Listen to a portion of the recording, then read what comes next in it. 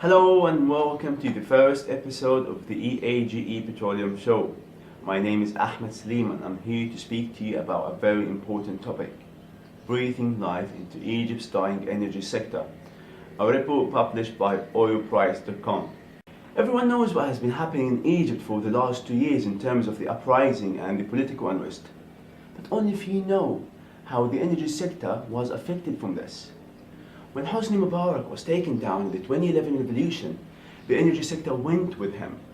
Since then, it has been a long stream of bad news for the energy sector and its foreign investors, most of whom has to withdraw non-essential personnel in the aftermath of the 30th of June protests.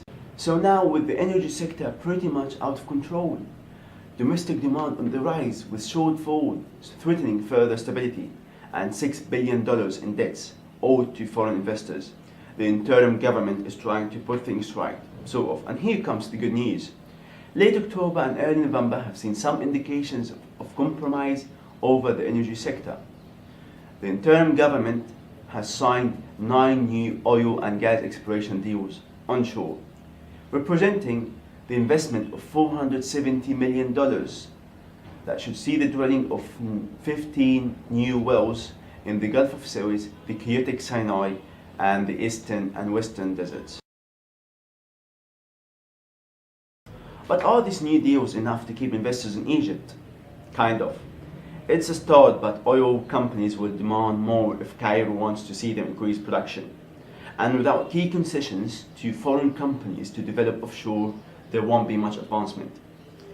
On the other side, the contracts do not reflect the high cost of ultra-deep water exploration and infrastructure.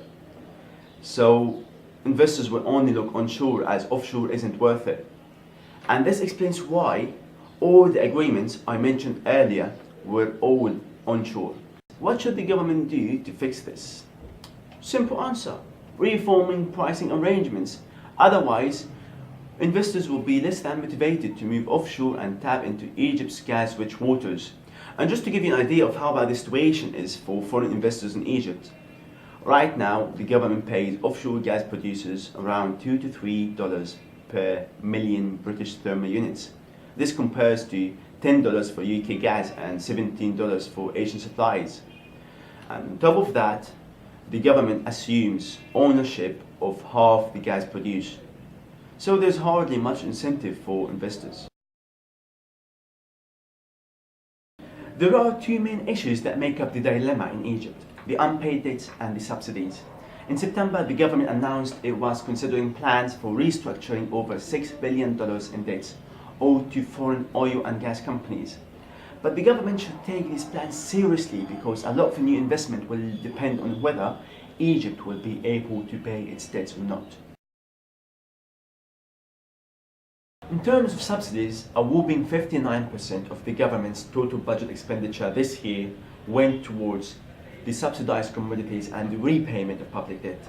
Petroleum subsidies have risen by 25.6%, and this explains where the debt came from. There were initial hopes that the military-backed government would lean more towards reducing subsidies so they can pay the debt. But it turned out that they don't have enough bravery to do so and would prefer to put the subsidy reform burden here on the next regime. BG Group, one of the largest gas producers in Egypt, is delaying new investments in the country at the moment and has put its West Delta Marine project on hold. And BG executive summed up the whole situation in Egypt when he said that Tunisia is now considered a much better venue.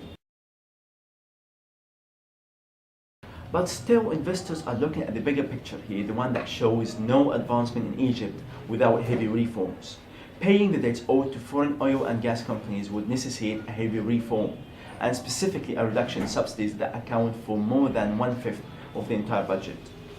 Thank you for watching, and I hope I managed to give you an insight into some of the issues the energy sector in Egypt is facing.